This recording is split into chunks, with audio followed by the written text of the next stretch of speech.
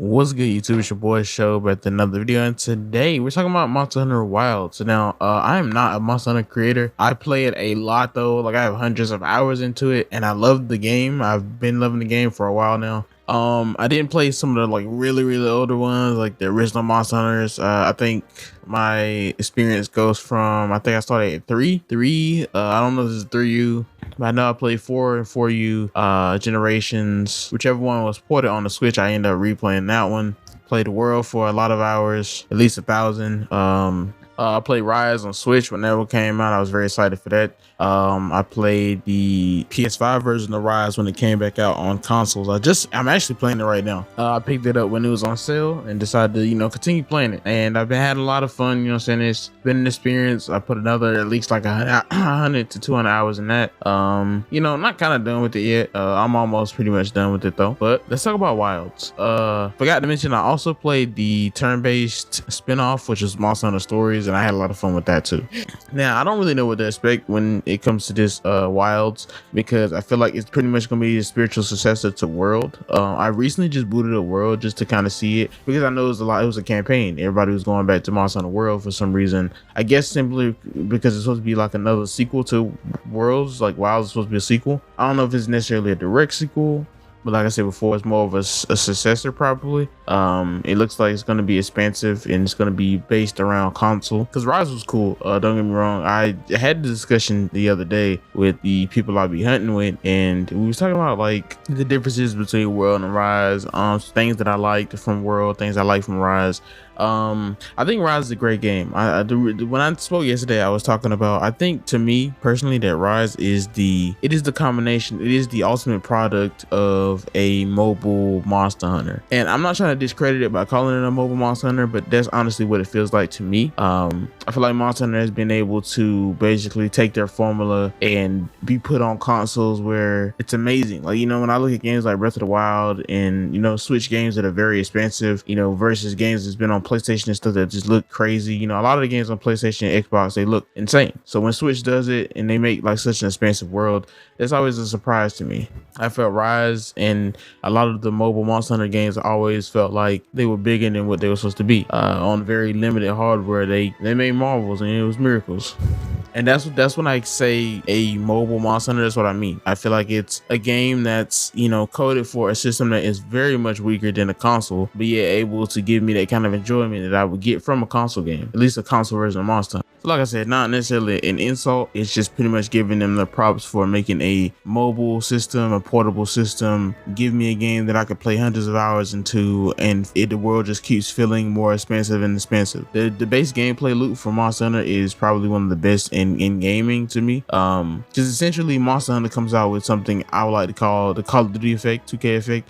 They basically release the same game every year, but they are the only ones that I can really think of that, and it's not every year, it's not a yearly release obviously, but still they're really the only ones I can think of that specifically have the love and care that it takes to do a game like that. And I kind of messed up by saying every year. What I mean to say is it simply is a game where they may reuse monsters or reuse assets, but they do it in a way where they have enough new content where you don't really notice it. You know what I'm saying? It's not copy and paste like 2K, it's not copy and paste like Call of Duty. Like every game has its own unique thing, whether you like that or not. It's all unique. Every Monster Hunter experience is different. Like, I could spend 30 hours hunting a Rathalos here and it could feel like a whole different hunt on a whole different system because of new weapons, new gameplay, new everything. The core gameplay in itself stays the same. They add new combos to weapons, they add new stuff like that, but it's generally the same thing, just more fleshed out or at least changed from each different Monster Hunter. So all the combat kind of feels fresh when you play it for the first time, but the game itself is built to be one giant loop.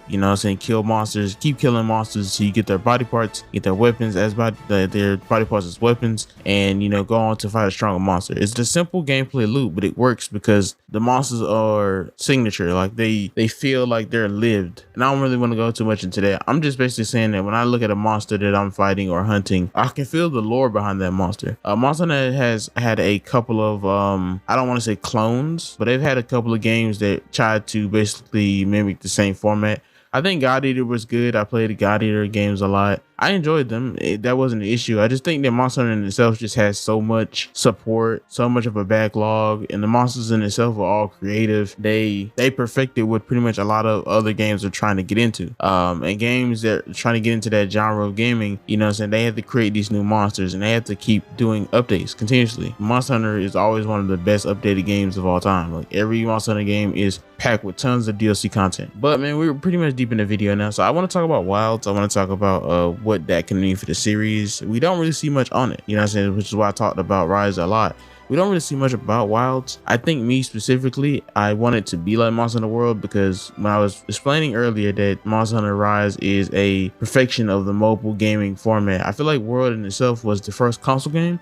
We had this discussion and they was basically telling people that World is a way for players who weren't really familiar with the Monster Hunter series to go and play, you know, and have an enjoyable time. It was basically like the starter set for Monster Hunter. And while I can kind of agree for an extent, I think that saying that and in itself takes away from what World was. Yes, it might have been easier for people to get into, and that's just that alone, it being on consoles made it easier for people to get into, because a lot of people don't be playing random games on Switch. You know, a lot of people get Switch for certain games, at least I did. So saying World is basically just the starter pack, and you know what I'm saying, to me it's just like, it's a little bit of discredit, you know what I'm saying, because the Worlds in itself is a very fun game, and it also brought the challenging missions, the raids, pretty much a lot of stuff we just couldn't have on the Switch version of Rise. I think I like the Rise version of PS5. I really do. I like the increased frame rate. I like all of that, but it's just a port at the end of the day. You know what I'm saying? The Worlds was a game made for the console. It just feels different. Even going back and then playing it, I just realized how immersed I was into that game. World is a whole different ballpark. I hope that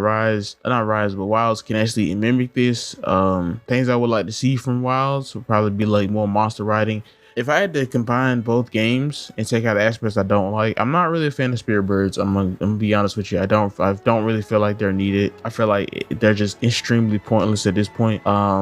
Just use a regular ancient potion or something and that should be cool for a hunt. I mean, it's like kind of hunting the monsters and getting investigations. Yes, it did tend to slow the game down a little bit more, but I feel like when I was playing it, I hated it, you know. I didn't hate it, but I feel like it was just a little bit of a time consumer, just trying to collect tracks to track down the monster. But then playing Rise and just kind of seeing the monster on the map, it makes you just feel a little bit more grindy to me. And Monster Hunter obviously is a grindy game, but at least in World, it felt like I was actually hunting something, like, you know what I'm saying, collecting data from the environment to try to track where a monster is at. It felt like an actual real hunting experience, and that's something that I feel like Rise is just kind of lacking out. Like, I feel like Worlds in itself obviously had a better locale. It's just like their environments were insanely better to me. Like, they had some beautiful environments. I feel like Rise has good environments and they're cool, but when I load into a map like Citadel, for instance, Citadel to me seems like a great map, but it seems like a Switch map. Like, it just doesn't seem as lived in as in Worlds. You know, you can see pretty much all the creatures living in that different area, you know. So like, it's weird to explain, but I just felt like the maps in Worlds, obviously it's just named World, so it's based on the actual life in the world around, you know, in Monster Hunter, you know what I'm saying. In terms of Rise is, you know what I'm saying, like silk binds attacks and slash and everything.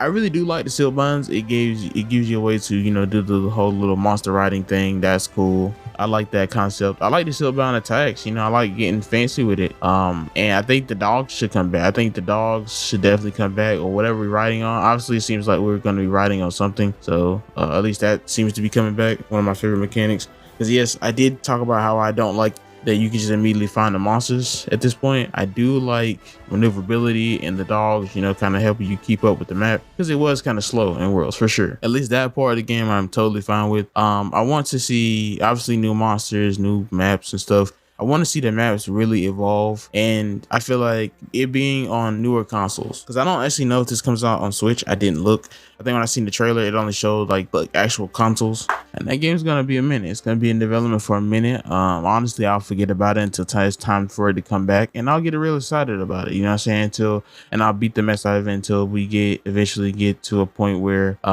we get a DLC, whatever the DLC may be. I think for me, a Monster Hunter game is always a buy for me. I think that whoever's working on the development team it's amazing, man. It really captures like building an OP armor set is one of my favorite things in any game, and I feel like they've invented new ways for me to really get into that crafting system every year, every time they come out. I keep saying every year, but it's not really a yearly release. So, but other than that, I'm pretty much excited. I'm not gonna lie, I'm really excited to see what they're gonna do. I think it should be more of it should lean more into worlds. I wouldn't mind the silk binding attacks coming back, or at least like a fancy form of fighting. I really want a new form of fighting to be able to learn all over again. That would be cool.